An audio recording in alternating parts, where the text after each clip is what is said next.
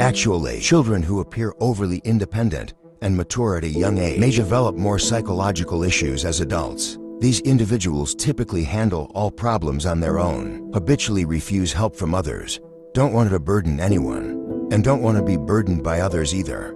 They can live alone for extended periods without contacting family, refusing to share their struggles or disappointments. Even when facing difficulties, they often resist intimacy with family members and struggle with conversation when together. Sometimes others perceive them as cold-hearted. Behind these behaviors isn't true independence, but disappointment.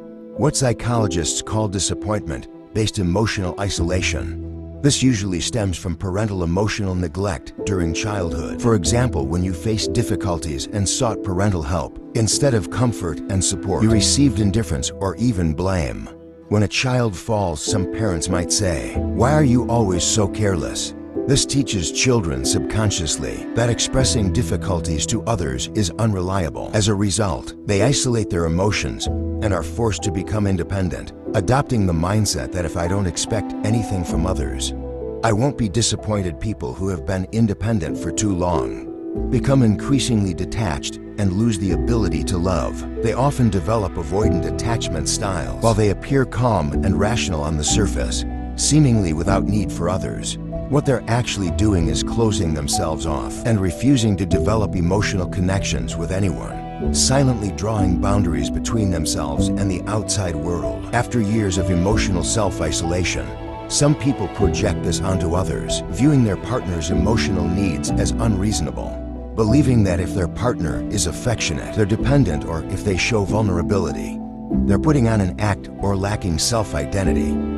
Not relying on others means not being hurt by others. We once needed these defense mechanisms to protect ourselves from pain. These protective layers are like walls. They block out harm, but also block the beautiful experiences that come with intimate relationships. If you identify with this pattern, first learn to accept your own dependency needs and find someone who can reasonably accommodate them. Everyone needs to rely on others sometimes. Perhaps in the past, you had no one reliable and had to move forward independently. But things are different now. We've grown for those who wouldn't allow us to depend on them.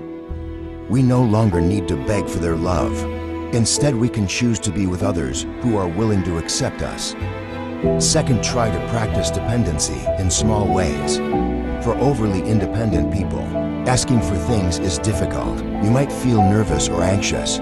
That's okay. Send a message, making a small request. These small things won't inconvenience others too much, but will help you experience the happiness of healthy dependency. One step at a time, these experiences will build your confidence and gradually help you relax and truly enjoy the give and take of relationships.